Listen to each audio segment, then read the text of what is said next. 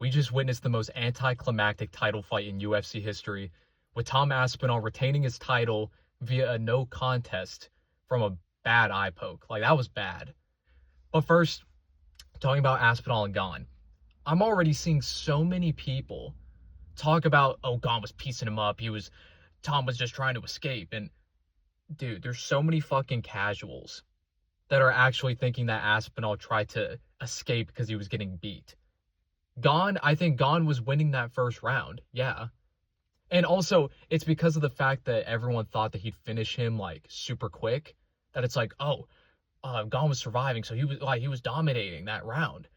When really, Gane, he was doing really good job with distance management, and he landed a few jabs that busted open his nose. But really, there was nothing that was like that great that Cyril Gane was doing. Like, really, it was just the fact that he survived and probably won that first round. That's what looked really impressive. But the fact that people were thinking that, because they make it seem like he was dominating. Like, literally, besides the jabs, what did he land that was that significant? Because even Aspinall was landing a few combinations, or like partially landing a few combinations. I think he landed like one or two right hands that were pretty decent. Like, it wasn't lopsided at all. Like, it was a competitive round. So I don't get how people are saying that he tried to escape and Gane was like putting on a masterclass against him. You know? Because also, for that eye poke, if you actually look at it, that shit was deep. Both of his fingers went into both of his eyes, and it literally like dug in. And obviously people that have never fought before, never been poked in the eye, are going to be like, oh my gosh, why didn't you just keep fighting? Like, he could have kept fighting. Like, he just tried to escape. If you get poked in the eye so bad, there is a point where your eye literally can't stay open. Like, it just squeezes shut. And if you can't open your eye, you can't fight.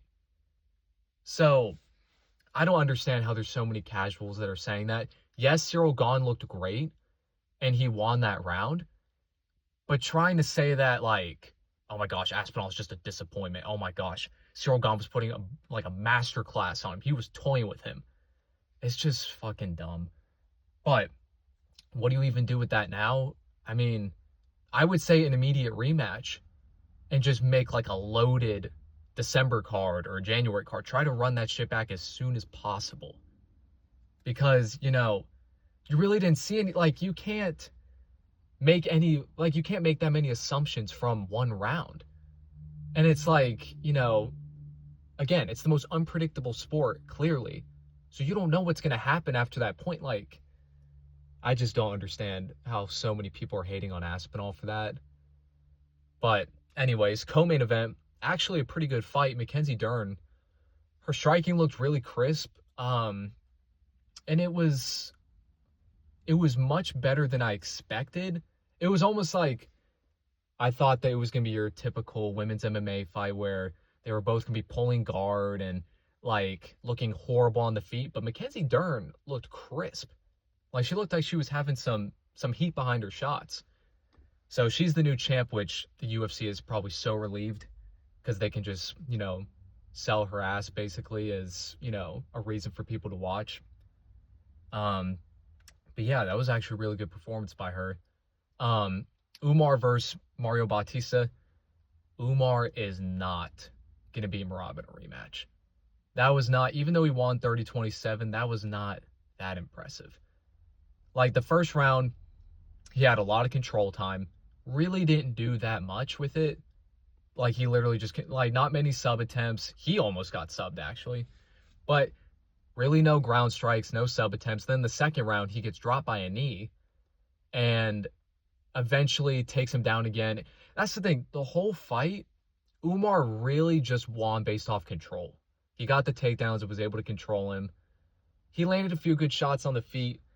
But, like, the way that people have been hyping him up, you would think that he would get Bautista out of there within the 3 rounds by submission or ground and pound TKO.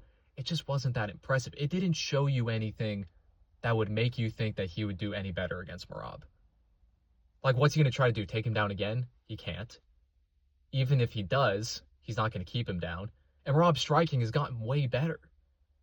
So I honestly see Merab winning more convincingly in a rematch. Um, then you have, who was before that? Volkov and Almeida. Honestly, I thought that was the right decision. That was just, justice was served for poor Alexander Volkov. He got fucked over in that fight with Gon. Should have won it. That was just, they were just making it up to him. When Dana said, we'll find a way to make it up to you, I guess that was it. But also, it was a good decision because Almeida didn't do shit while he was on top. He just laid on him. Like, they even showed in the third round, like, at that point in the round, whenever they showed the stats, Volkov landed 48 strikes off his back while Almeida landed 12. Like, it's a fist fight. How can you say that someone wins just based off control when they're literally not doing anything with it? Volkov was the one that was landing the damage. So I actually think even though it's controversial and, even though you could say Almeida won, I think that was the right decision. I think that's how those type of fights should be scored.